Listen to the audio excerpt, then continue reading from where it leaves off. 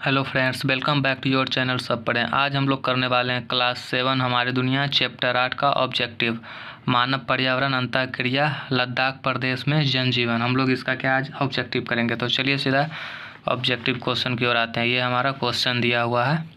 अभ्यास, सही विकल्प को चुनें। क्या करना है हमें? सही विकल्प को चुनना है। तो हमारा फर्स्ट क्वेश्चन क्या दिया हुआ है यहाँ आप लोग देखिए। लद्दाख की जलवायु शुष्क है क्योंकि लद्दाख का क्या है? लद्दाख का ऊंचाई पर होना है। लद्दाख जो क्या ऊंचाई क्षेत्र में, ठीक है, पहाड़ी इलाका है, तो इसलिए वहाँ का क्या है? जलवायु शुष्क है। ये हमारा सही आंसर हो गया, ठीक है, ऑप्शन नंबर क। चलिए नेक्स्ट क्वेश्चन की ओर बढ़ते हैं। हमारा नेक्स्ट क्वेश्चन क्या है? लद्दाख में पाया जाने वाला महत्वपूर्ण जानवर। तो लद्दाख में है जो कौन जानवर पाया जाता है? तो लद्दाख में जो है याक पाया जाता है। क्या पाया जाता है हमारा? याक। ऑप्शन नंबर ग सही आंसर है। 2 नंबर का ऑप्शन ग सही है। चलिए क्वेश्चन नंबर 3 देखते हैं। कश्मीर से लद्दाख होते हुए तिब्बत को जोड़ता है। कश्मीर से होते हुए, ठीक है, लद्दाख जाने के लिए जो रास्ता है वो जोड़ता है, वो कौन सा रास्ता है हमारा? इसका हो जाएगा ऑप्शन नंबर ख, काराकोरम दर्रा जो है यही हमारा क्या है? कश्मीर से लद्दाख को जोड़ता है।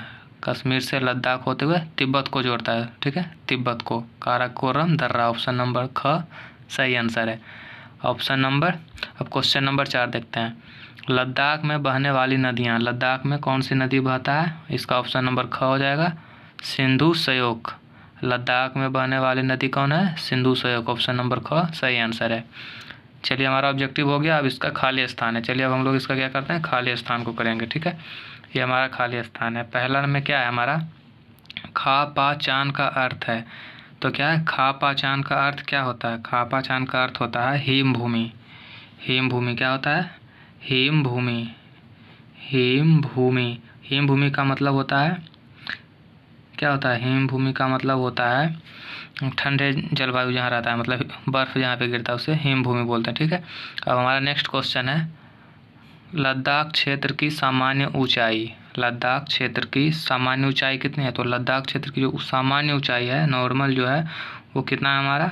3600 मीटर है, ठीक है। कितना है? 3600 मीटर, ठीक है। अब क्वेश्चन नंबर 3 देखते हैं हम लोग। अच्छे किस्म का जीरा। क्या है? लद्दाख में अच्छे किस्म का जीरा होता है, लेकिन कहाँ होता है ये हम लोग को नहीं पता है, तो बता देते हैं। क्या है? द्रास। क्या है? द्रास एक घाटी है जहाँ क्या होता है? अच्छे किस्म की जीरा होती है, ठीक है। अब उसके बाद हमारा क्वेश्चन नंबर 4 है। काराकोरम दर्रा कश्मीर को, अभी ये क्वेश्चन हम लोग किए हैं, बताइए। ये देखिए ऑब्जेक्टिव में इसका क्वेश्चन था कुछ, क्या आप लोग को ऑब्जेक्टिव से ही सोल्व हो जाएगा, जैसे कि हम लोग अभी यहाँ पे किए थे ना। कहाँ? यहाँ पे देखिए हमारा क्वेश्चन नंबर है। कश्मीर से लद्दाख होते हुए तिब्बत को जोड़ता है। तिब्बत को जोड़ता है कौन सा? काराकोरम दर्रा, है ना। अब उस यही क्वेश्चन यहाँ पे भी है, देखिए। काराकोरम दर्रा कश्मीर को तिब्बत से जोड़ता है। कहाँ जोड़ता है? तिब्बत। हमारा क्या हो जाएगा? तिब्बत। ती लिखना है, फिर आधा ब देना है, फिर पूरा ब देना है, और त। ये हमारा क्या हो गया? तिब्बत से, ठीक है। अब क्वेश्चन नंबर 5 है।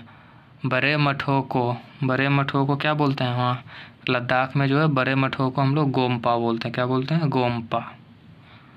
गोम्पा, ये हमारा हो गया सही आंसर।